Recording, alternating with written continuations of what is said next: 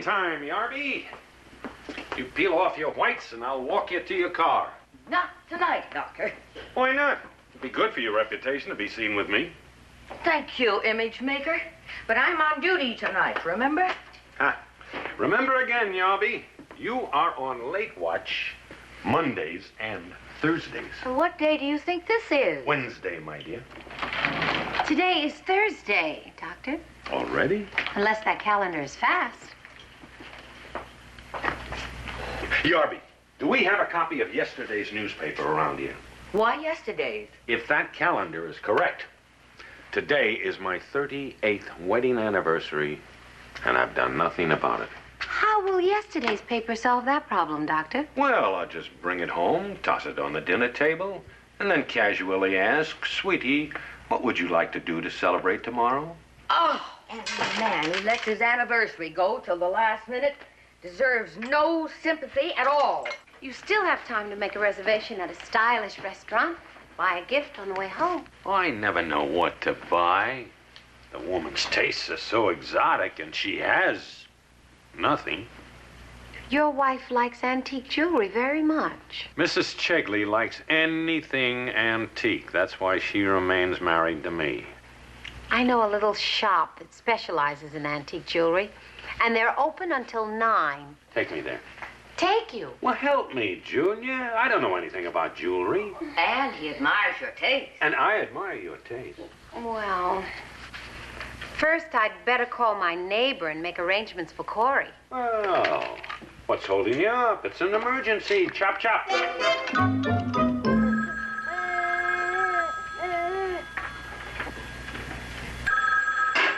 that. Oh, you can't. I wish you'd grow up.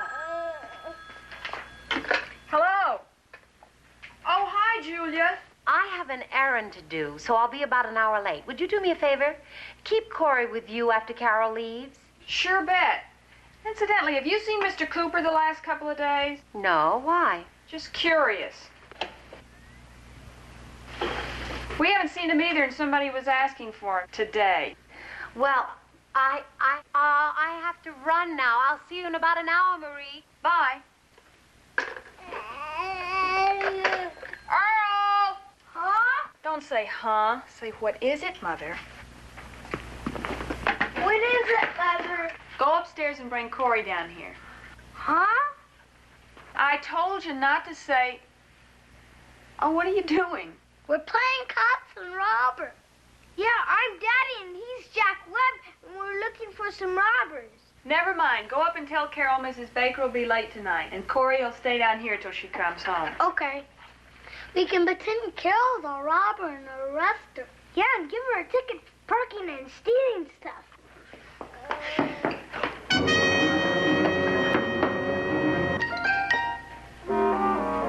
You like them? I think they're exquisite. Well, if that's what you want, that's what you'll get. They're nearly 100 years old. You can't get gold filigree like that these days. I'll take them. In spite of the outrageously high price you're asking for them. They're 24-karat gold.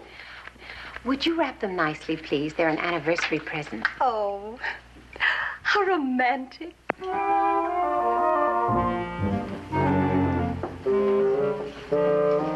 Mary, will you wrap these, please? I heard them, Teresa.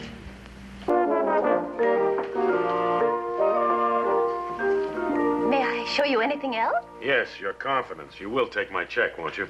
Oh, yes. Make it out to Teresa Bricketto and Mary Tate's Bit of Old New England Curiosity and Antique Shop on the mall in the village. I don't think I can get all of that in this line. I'll stamp it in.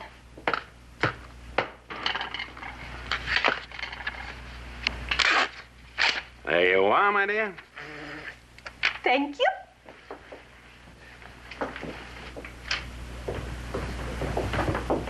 Thank you so much again. And happy anniversary. Goodbye. Goodbye. Bye-bye. Goodbye. Bye-bye. Baby, what are you doing?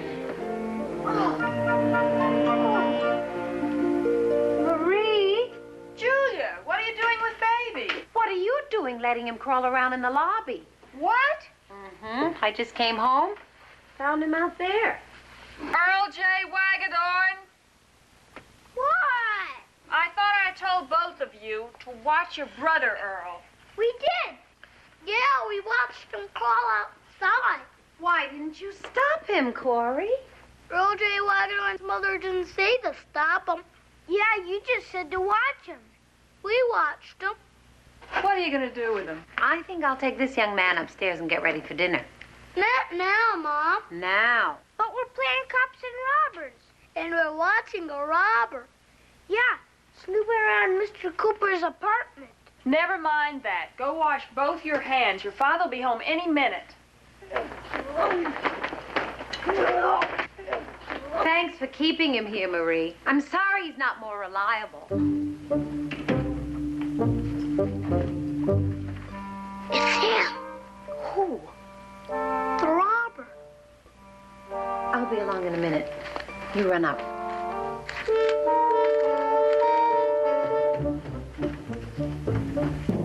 Excuse me, sir. Are you looking for somebody?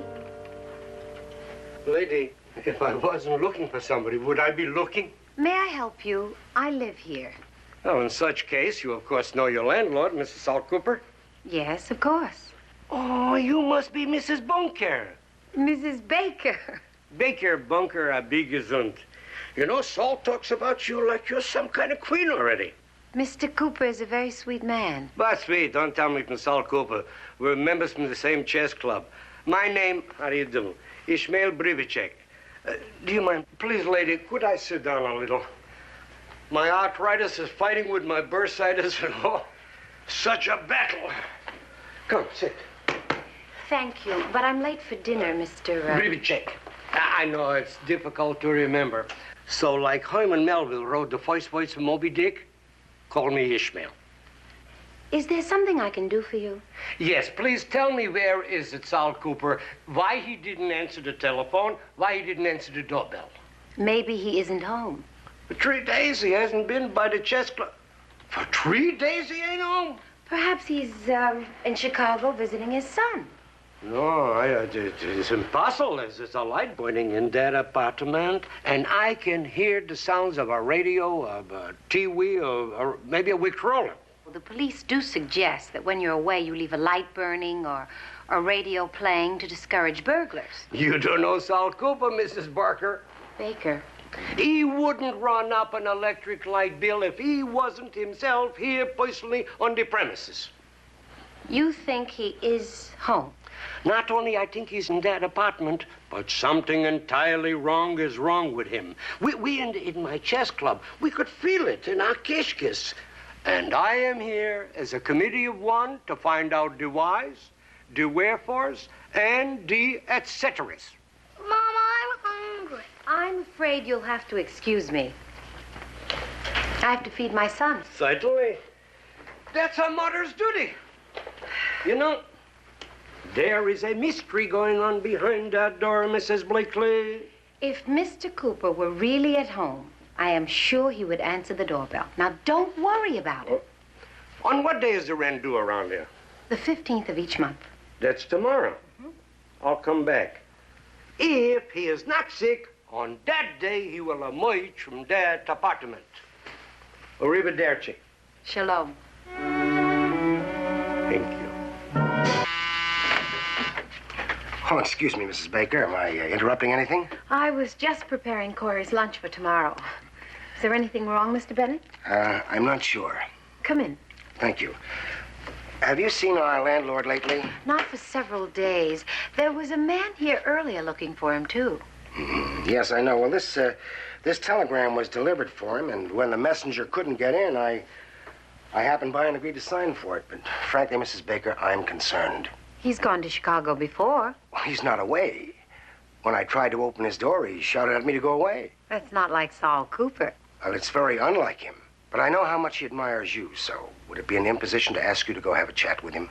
I really don't like to interfere, Mr. Bennett. You're a nurse, Mrs. Baker. And if the man's ill... I'll meet you downstairs. Thank you.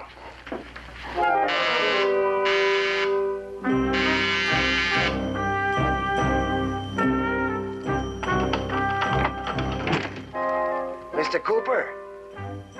Whoever is there, go away altogether. It's Ralph Bennett, Saul. Again, Bennett. You didn't hear me the first time. Mrs. Baker's with me. May we come in? Go away altogether. You and Mrs. Baker. Are you all right, Mr. Cooper? It's nice of you to ask, but that's my business. We'd like to help if we can.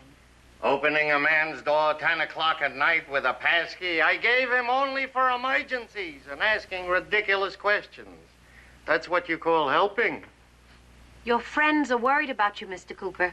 Tell my friends I'm worried about them.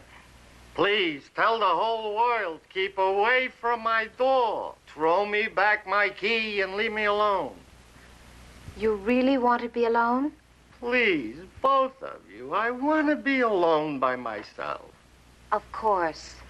But if there's anything we can do, you will call one of us, won't you? I can't make promises. Cooper, there's a telegram for you.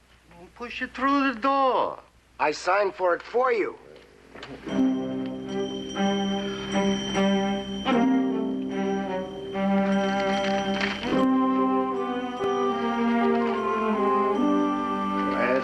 Glasses, always no glasses.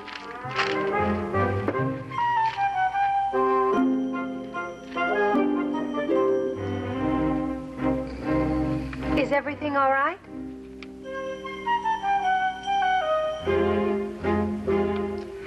You could do me one favor, Mrs. Baker, if it isn't too much. Nothing is too much for a friend, Mr. Cooper. I could use maybe a little bit of hot chicken soup. Give me 15 minutes.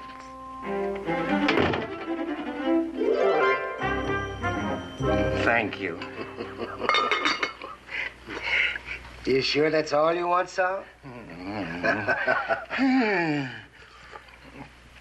It's hot. Oh, while it's cooling, maybe you'd like to talk to us. I don't want to talk, Bennett. And I also don't want to listen. Leave me alone, both of you. Just call us if you want anything else. Fact! It's canned. What? This is not real chicken soup. It's canned chicken soup. Canned! It's instant. Worse than canned, a fraud. I didn't have a chicken, Mr. Cooper, and at this hour of the night. To a drowning man, would you throw a fake life preserver? On a burning building, you'd pour phony water. To a dying man, you don't give make-believe chicken soup. It's not make-believe, and you're not a dying man, Mr. Cooper. Don't tell me what kind of man I am. If I want to be dying, I'll be dying. And if I want to be living, I'll be living. And you call this living without real chicken soup? Mr. Cooper? What is this, a midnight convention? Corey, what are you doing down here? You said Mr. Cooper's sick, so I brought him my chuka. His what? Chuka. That's his bear's name. Here. When I'm sick, I sleep with him, and he makes me feel better. Carl, you make me feel ashamed at my behavior. Thank you, my boy. A great wisdom resides in him, the wisdom of the Torah. That boy lives already the words of Rabbi Akiva, who said, "And thou shalt love thy fellow as thyself." Well, what are you all standing around for like lampposts?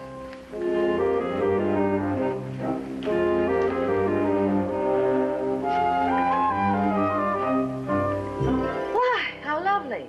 For me? I don't know. I discovered this in the reefer there between the antibiotics and the low-fat milk. Good morning. Is that mine? Unless it's an anniversary present for me. Oh, no. I picked it up on my way to work. Last night I got bawled out for making chicken soup without a chicken. What did you use, a fish? No, powder.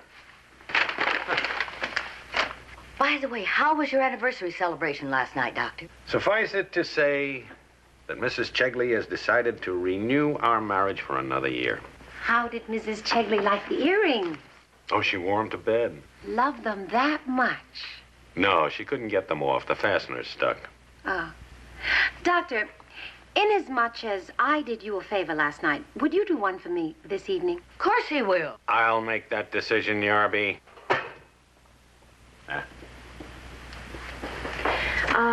I'd like you to stop by to see our landlord. Just a quick once-over. What's the matter with him? Well, for one thing, he hates powdered chicken soup. I'm sorry, Baker. I can't tonight. You see, our kids flew in to surprise us last night. So tonight, I'm going to surprise them by taking them out to dinner. Oh, how nice. I can run over there during lunch. Good. And I'll feed you. I've got a lot of instant chicken soup left.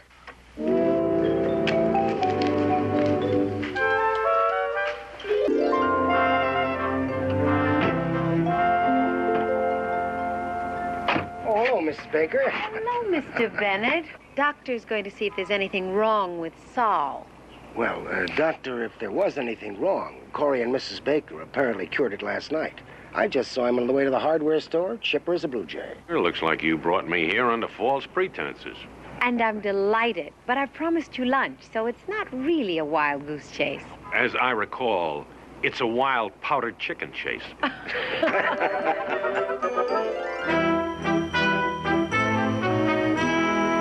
68 years old and you look 50. You got the heart and muscle tone and circulation of a baby. Unfortunately, you behave like one, too. Doctor, not every man outlives his wife to spend his 50th wedding anniversary alone. No.